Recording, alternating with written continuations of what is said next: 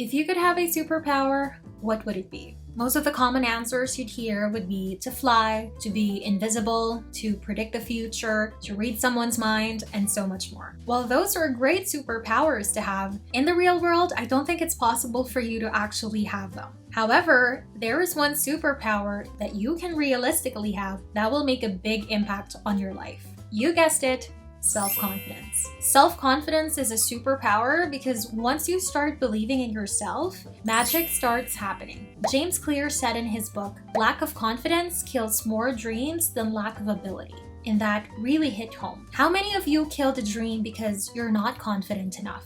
How many of you have chosen to settle with a life that doesn't truly serve you because you're scared to go after the one that does? Lack of self-confidence is a dream killer, and you don't want that. So let me share some tips that I've learned throughout the years on how to gain real self-confidence so you can take the world by storm. Let's get into it.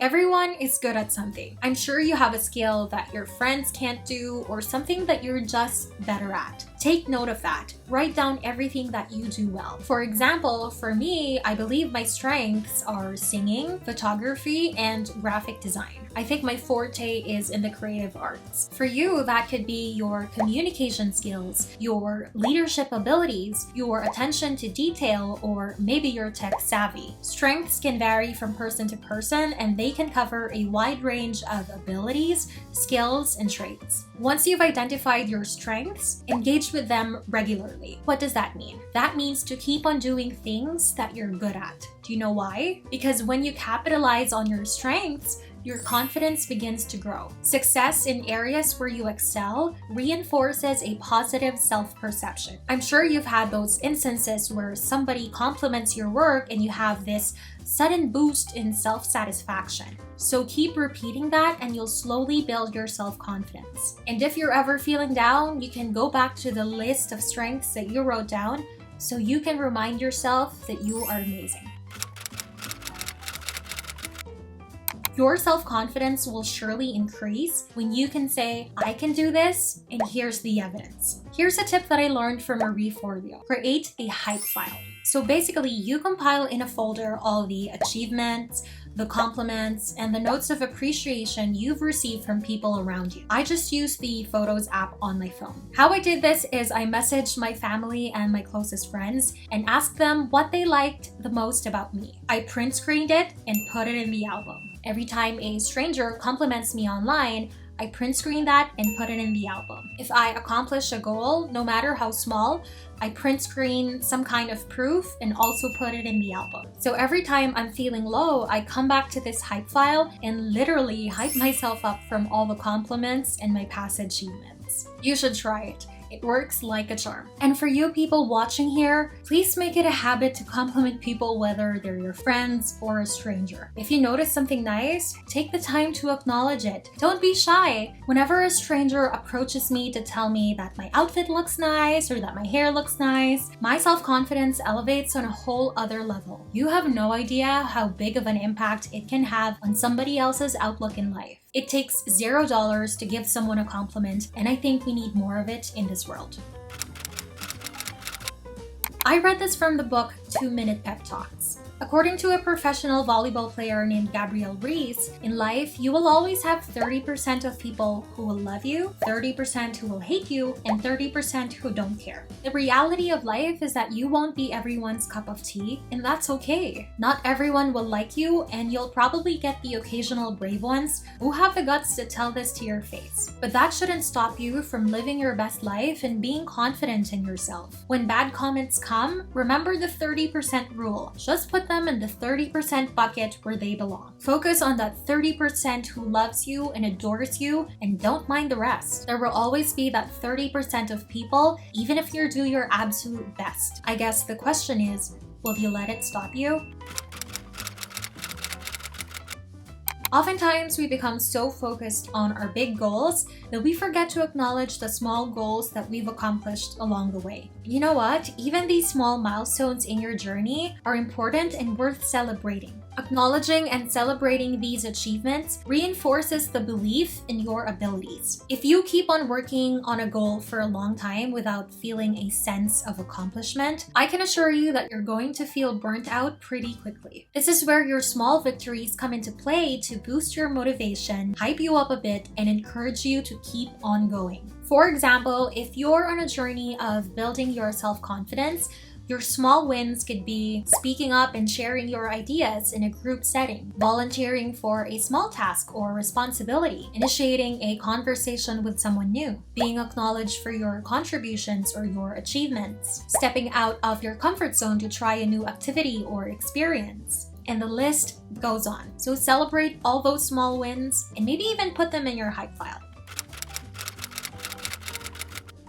Sometimes the reason why you hesitate to trust yourself is because you've received critical feedback from authority figures earlier in life, like maybe your parents, your teachers, or your community leaders, and you've adopted these criticisms as your own beliefs. There comes a point when this feedback no longer serves your current life. Standing up to those old criticisms can unlock a new level of self-confidence. So my recommendation is go down memory lane, think of the criticisms that you've received earlier in your years that really stuck to you, or maybe even the criticisms that you've received lately that had a big impact on how you look at yourself. Take an inventory of all these feedbacks and see which ones you've adopted as your belief. You know that voice in your head that tells you you're not good enough? That's usually the collection of all the voices of people who have criticized you in the past. That's why it's so important to practice positive self-talk and rewrite these narratives in our head and change the story. I personally talk to myself in the mirror and say my positive affirmations. I know the ghosts in my bathroom probably thinks I'm crazy, but it works. When you repeat something to yourself enough times, you'll actually start believing it. Some examples of positive affirmations are: I believe in myself. I can achieve my goals if I persevere. I know I'm capable. I'm so proud of how far I've come. There's so many of these positive affirmations on Pinterest or Instagram, you'll never run out.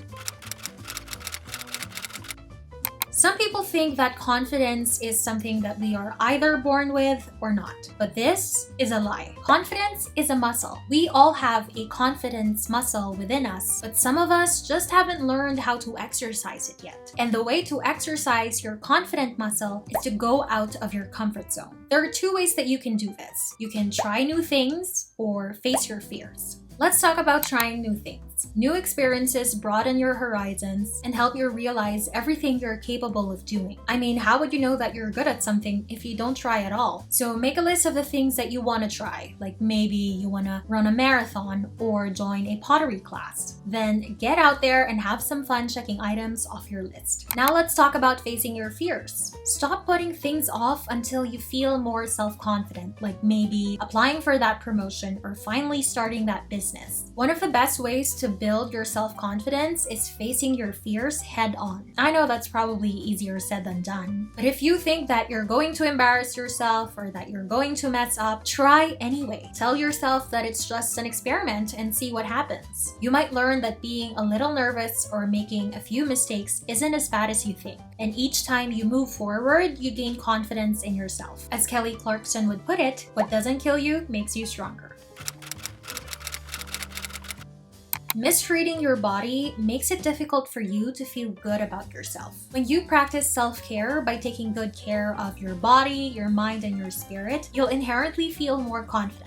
In other words, you look best when you feel your best. I don't know about you, but I always feel extra confident when I go out with clothes that I love or with my made-up hair. Here are a few self-care practices. Diet. We all know that eating a healthy diet has several advantages, including an increased self-esteem and confidence. You feel stronger, healthier, and more energized when you feed your body foods high in nutrients, and this in turn will make you feel good about yourself. Next is exercise. Research has repeatedly demonstrated that physical activity increases self-confidence. And that makes sense because when your body image improves, you'll feel more confident. The next is sleep. According to experts, being properly rested actually helps you have more self-confidence. I'm sure you've had one of those days where you feel like garbage because you're sleep deprived. Sleep has a correlation with how you feel, so make sure that you're getting lots. And the last is getting pampered. I personally feel more confident when I pamper myself. Getting my nails done, getting treatments for my hair, getting my lashes done, getting a massage. All these things make me feel confident about myself, so maybe find activities that will make you feel the same. You know what they say, you're the average of all the people who surround you. So take an inventory of the people in your life. How do they make you feel? Do they lift you up or do they bring you down? Are they constantly judging you or do they accept you for who you are? The people you spend time with can affect the way you think and feel about yourself more than you realize. Therefore, be aware of who you surround yourself with. Maybe it's time to cut ties with people who just brings the worst in you. Let go of what no longer serves you so you can attract more people that you really need in your life. Do you find yourself envying other people on social media? While there's nothing wrong with using them as an inspiration or motivation to keep on going, it gets bad when you base your self-worth on whether or not you've reached their status. You're one of a kind, so you're not going to be like anyone else. And that's okay. The world will probably be boring anyway if you get the same exact person a million times. Plus, you're only seeing a glimpse of other people's lives. Remember that what you see on social media is just the highlights of someone's life. You usually don't see their bad days or their moments of self-doubts. So instead of using others as a measuring stick for success, compare your current self with your past self instead to see how far you've come. As the famous saying goes, grass isn't greener on the other side. The grass is greener where you water it. Being of help to others boosts your self-confidence. When I do random acts of kindness or I'm able to help someone, I usually feel pretty good about myself because I know I'm contributing something to the world. So if you have the time, do the same. You could volunteer your time for a cause that's really important to you, maybe donate to a charity, feed people in need, or maybe help animals. And if you don't have the resources to do these things, you can also just be there for your friends and your family. Being of service to others will give you a sense of accomplishment that in turn will boost your self-confidence. At some point in this journey, I can assure you you're going to have some setbacks, and that's okay. No one is perfect, so why hold yourself to that standard? Set expectations for yourself like you would for your best friend. You would probably cut them some slack, so do the same thing for yourself. All you can do is your best, and it's okay if your best fluctuates from day to day. Let me end this with a story that I read from the book 2-Minute Pep Talks. If I hold $100, what is its value? $100. If I crumple it, throw it on the ground, and stomp on it many times, what is its value? Still $100. So remember that whatever happens, no matter how people treat you, you are as valuable today as you were yesterday. And you will be valuable tomorrow and every day after that. Remember that everyone loves a $100 bill, no matter how banged up it looks. I hope this video helped you. If it did, don't forget to hit like and subscribe, and we'll see you on the next one. Bye.